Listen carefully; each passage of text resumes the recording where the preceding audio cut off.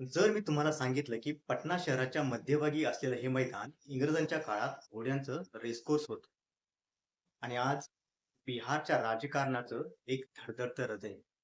तर हो, ही आहे गांधी मैदानाची एक अनसुनी कहाणी. आज जिथं लाखो लोक राजकीय सभा पाहतात, ऐकतात, तिथं एकेकाळी इंग्रज साहेब हे बग्ग्यांमध्ये फिरायचे. या मैदानाचं नाव तेव्हा पटना लॉन्स, बँकीपूर मैदान असं होतं. या मैदानाची धगधगती कहाणी ऐकण्यासाठी हा व्हिडिओ शेवटपर्यंत बघा. आणि हो, स्टोरी डॉट मराठीला सबस्क्राईब करायला विसरू नका. पटना लॉन्स हे होतं इंग्रजांचं खास मैदान, जिथं रविवारी घोड्यांची रेस, संध्याकाळी गोल्फ आणि बंगल्यांमध्ये साजऱ्या होणाऱ्या पार्ट्या. मात्र भारतीय दूर उभं राहून बघणारे प्रेक्षक. कारण हे मैदान त्यांचं नव्हतंच. मात्र 20व्या शतकात स्वातंत्र्य आंदोलनाची ज्वाला पेटली आणि या साऱ्यांपासून पटना लॉन्सही दूर राहिलं नाही. नेहमी घोड्यांचे टाप ऐकणाऱ्या या मैदानानं पहिल्यांदा वंदे मातरमचे नारे ऐकले.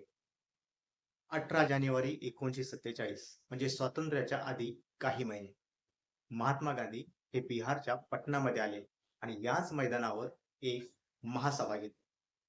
त्या दिवशी या मैदानाच्या प्रत्येक कोपऱ्याने त्यांचा शब्द आणि शब्द साठवून ठेवला. तो क्षण या मैदानाचं भविष्य बदलणारा ठरला. त्यानंतर गांधीजींची हत्या झाली.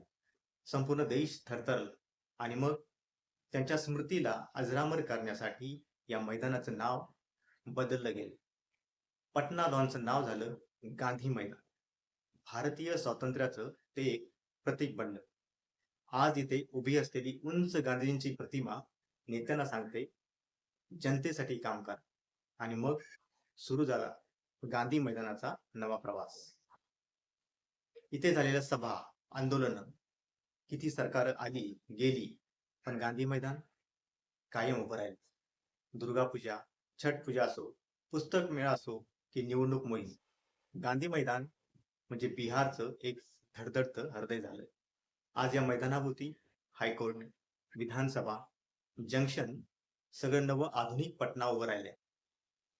नुकताच या मैदानानं पाहिला आणखी एक ऐतिहासिक क्षण. बिहारचे मुख्यमंत्री नितीश कुमार यांनी रेकॉर्ड ब्रेक करत 10व्यांदा याच मैदानावर शपथ घेतली. तुम्हाला ही स्टोरी कशी वाटली? तुम्हाला कोणत्या मैदानाबद्दल माहिती आहे?